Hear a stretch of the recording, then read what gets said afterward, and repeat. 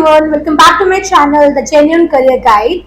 I am Bhavya Garg, and as I showed you my journey in the last video, from now on I will cover roadmap of abroad education. So मैं step wise आपको बताऊंगी कि कैसे abroad जा सकते हैं step wise. So let's start. Time waste ना करते हुए. Step 1 is IELTS. So what is IELTS? आइल्स एक international English language testing system होता है जिसमें वो आप कोई इंग्लिश बोलने की एबिलिटी को चेक करते हैं।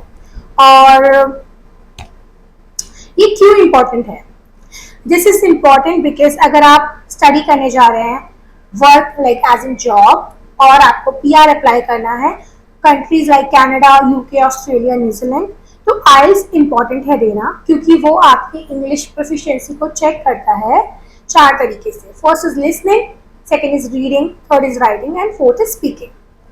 एंड आपका जितना अच्छा स्कोर आता है, तो उसमें स्कोर बैंड्स होते हैं 0 to 9। जितना अच्छा स्कोर आएगा आपको उतना ही बेटर यूनिवर्सिटी में जाने का अपॉर्चुनिटी मिलेगा, बिकॉज अगर आपका 8 है, 8.5 बैंड्स है, तो उसी के अकॉर्डिंग आपकी प्रोफाइल को जज करते हैं। And also for PR in Canada you will get extra CRS points. अब हम करते हैं types of IELTS. So there are 2 types of IELTS. First is IELTS academic, जो कि वो लोग देते हैं जिन्हें हायर एजुकेशन के लिए बाहर जाना है, लाइक यूनिवर्सिटी में, कॉलेज में, और एनी लाइसेंसिंग वर्क करना है। And second IELTS is IELTS general training, जो वो लोग देते हैं जो वर्क के लिए जा रहे हैं। जैसे कि मैंने अभी मेरा वर्क परमिट अप्लाई किया था, तो मैंने वापस से IELTS जनरल ट्रेनिंग दिया था, पर जब मैं पढ़ने गई थी कनाडा तो मैंने आइल्स अकेडमी दिया था। तो आपको वापस से वहां पे जाके देना होता है। एंड देन आप फिर पीआर के लिए अप्लाई करते हो, तो वापस से आपको आइल्स जनरल ट्रेनिंग देना है। तो ये वही जो लोग वर्क के लिए जाते हैं, इमिग्रेशन लाइक पीआर, सिटीजनशिप, उसमें आपका आइल्स जनरल ट्रेनिंग चलता है। उसके बाद आइल्स का टेस्ट फॉर्मेट क्या होता है? सो फर्स्ट इज थिंग जो होगा 30 मिनट्स का, उसमें 4 रिकॉर्डिंग्स होते हैं, आपको हेडफोन्स देते हैं, आप रिकॉर्डिंग चलती है, एंड 40 क्वेश्चंस होते हैं। उसके बाद सेकंड इज रीडिंग, वो भी आपका 60 मिनट्स का होता है, उसमें भी 3 सेक्शंस होते हैं, 40 क्वेश्चंस।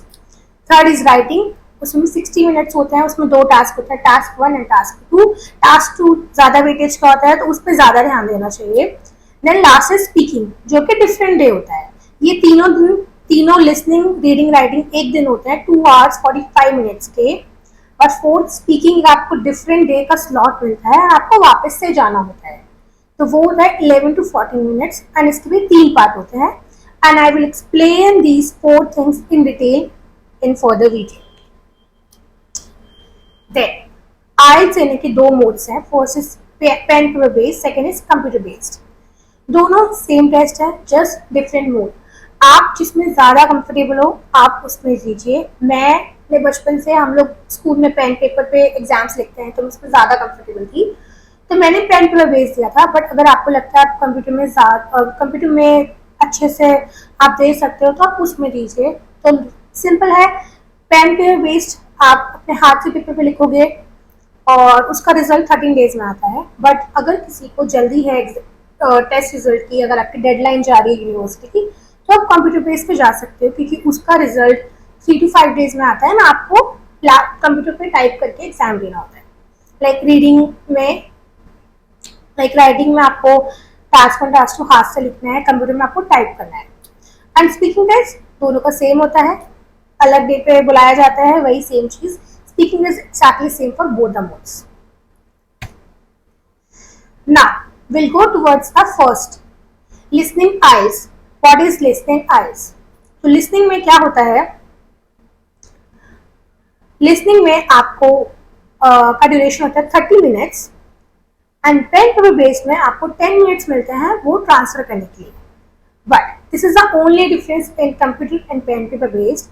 सो लिसनिंग में, कंप्यूटर बेस्ड में आपको तभी की तभी वहीं की वहीं आंसर लिखना होता है। आपको एंड में 10 मिनट्स नहीं मिलेंगे, आपको सिर्फ 2 मिनट्स एक्स्ट्रा मिलते हैं उसको जस्ट चेक करने के लिए। बट पेन पेपर बेस्ड में आप जब आपका रिकॉर्डिंग चल रहा होता है, तब आप उस क्वेश्चन पेपर में आंसर लिख लेते हो। देन एक आंसर शीट होती है, आपको लोग 10 मिनट्स देते हैं वो आंसर्स को ट्रांसफर करने के लिए। So this is the only difference between pen paper and computer based, mainly and exam result आने का डिफरेंस। ये दो मेन डिफरेंस होते हैं। अब रिकॉर्डिंग्स कैसी होती है, जैसे फर्स्ट रिकॉर्डिंग होती है कॉन्वर्जेशन बिटवीन टू पीपल, तो आपको मेनली इसमें कीवर्ड्स ढूंढने, बिकॉज आप कीवर्ड्स ढूंढोगे तभी आप फिल इन द ब्लैंक्स भर पाओगे उसका। देन एक मोनोलॉग होता है लाइक एन अनाउंसमेंट। फिर कॉन्वर्जेशन बिटवीन फोर पीपल, तो उस कॉन्वर्जेशन में कुछ कुछ बीच में फिल इन द ब्लैंक्स होंगे या मल्टीपल चॉइस क्वेश्चंस या डायग्राम होगा। देन एकेडमिक लेक्चर, अब जैसे कि मैंने बोला question type, so multiple choice, matching, labelling, maps, diagrams, fill in the blanks, sentence completion etcetera. Scoring कैसी होती है आइल्स में, सबका लिसनिंग, राइटिंग, रीडिंग, स्पीकिंग का 0 to 9 बैंड होता है, सबका इंडिविजुअल बैंड होता है। देन वो एवरेज करके आपको एक बैंड देते हैं। तो जैसे कि 1 मार्क पर करेक्ट आंसर आउट ऑफ 40, तो एग्जाम्पल आपके 35 मार्क्स हैं 40 में से, तो आपको बैंड हुआ 8.5। So this is all about listening. Now will go towards reading. What is reading in IELTS? तो रीडिंग में आपके एकेडमिक और जनरल ट्रेनिंग में अलग अलग होता है। Like in listening both are same, but in reading अलग अलग होता है। जैसे एकेडमिक में आपके जो रीडिंग टेस्ट आता है वो आता है जर्नल्स में से, रिसर्च पेपर में से, मैगजीन्स में से, बुक्स, न्यूज़पेपर। और आपका जो टॉपिक्स होते हैं वो फॉर्मल होते हैं, एनालिटिकल होते हैं, डेटा बेस्ड होते हैं, क्योंकि जो ऑडियंस होती है वो यूनिवर्सिटी लेवल की होती है। लाइक मैं जब गई थी, मैं अपने बैचलर्स के बाद गई थी, तो मैंने एकेडमिक दिया था। एंड उसमें कैसे आते लाइक साइंटिफिक स्टडीज और एनी हिस्टोरिकल इवेंट्स जो कि रियल इवेंट होगा पुराना, या यूनिवर्सिटी रिसर्च टॉपिक्स, कोई भी रिसर्च टॉपिक उठा के वो आपको रीडिंग में देते हैं। एंड क्वेश्चंस कैसे होते हैं, जैसे matching headings, true, false, not given, sentence completion, multiple choice etcetera.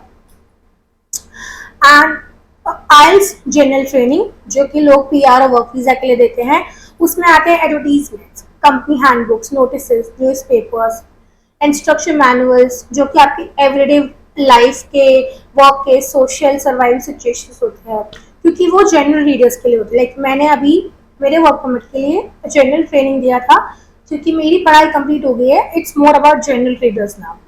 और उसमें कैसे सेक्शन ब्रेकडाउन होता है, everyday topics like notice, schedules और work related text like job description, क्योंकि आप जॉब के लिए अप्लाई कर रहे हो, ट्रेनिंग मटेरियल्स और general interest like longer passages from a magazine और अ न्यूज़पेपर। तो ये आइल्स रीडिंग होता है आपका 60 मिनट्स का। इसमें 3 सेक्शंस आते हैं, लाइक 3 आपको रीडिंग पैसेजेस मिलते हैं और आंसर्स करने होते हैं। इसमें मल्टीपल चॉइस और ट्रू, फॉल्स, नॉट गिवन, ये सब होता है। एंड इससे आपके 40 क्वेश्चंस होते हैं। So this is about IELTS reading. Now IELTS writing. ये भी एकेडमिक एंड जनरल ट्रेनिंग का थोड़ा अलग होता है। ये होता है आपका 60 मिनट्स का राइटिंग। इसमें 2 टास्क होते हैं, टास्क 1 एंड टास्क 2। टास्क 1 में आपको 20 मिनट्स मिलते हैं, टास्क 2 40 मिनट्स। तो बेसिकली आपको 60 मिनट्स देते हैं, बट ऐसा बोला जाता है क्योंकि टास्क 1 कम नंबर का है, तो उस पर आप 20 मिनट्स अप्रॉक्स अपने स्पेंड कीजिए। And then task 2 is more numbers, तो आप उसमें 40 मिनट्स स्पेंड कीजिए। तो ऐसा ये लोग डिवाइड करके रखते हैं। तो आपको सामने वॉच लगी होगी तो आप देख सकते हो कि 20 मिनट्स में इसमें स्पेंड करोगे 40, बिकॉज वो ज़्यादा नंबर का है। एंड जो कंप्यूटर बेस्ड देते हैं वो कंप्यूटर में ही होती है आपकी टाइमर, तो आप उसमें देख सकते हो। तो अब आइल्स एकेडमिक पहले हम देखते हैं। तो टास्क 1 होता है describe visual information. So you will get a graph और अ चार्ट और अ टेबल और अ प्रोसेस डायग्राम और अ मैप, जैसे हम स्कूल में करते हैं। तो आपको समराइज करना है, कंपेयर करना है डेटा को, ट्रेंड्स के बारे में डिस्कस करना है। अगर आपका सपोज बार टेबल है, बार चार्ट है, तो आप कंपेयर कर सकते हो।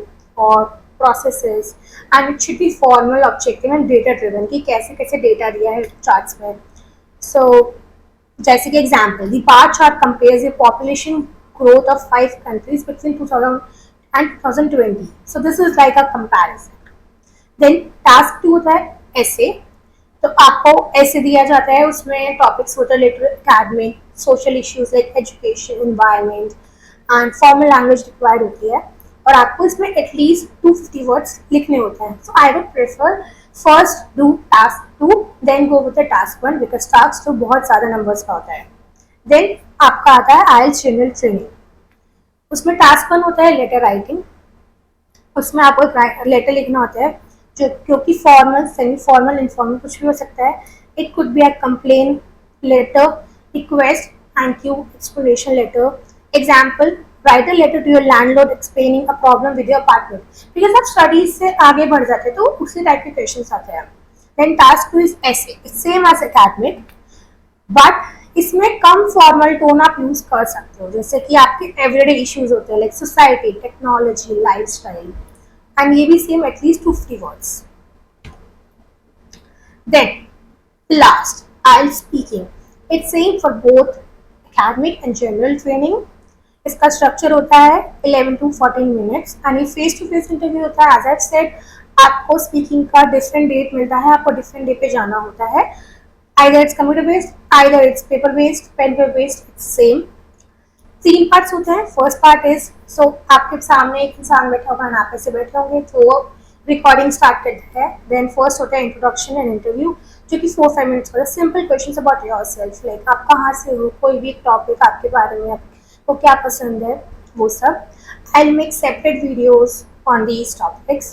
देन सेकंड होता है क्यू कार्ड, वो आपको एक क्यू कार्ड देते हैं जो आपको उसके ऊपर 1 मिनट सोचने का टाइम देते हैं। देन उसके बाद आपको टाइमर स्टार्ट करते हैं, 1 से 2 मिनट आपको उस टॉपिक पे कॉन्टिन्यूसली बोलना है।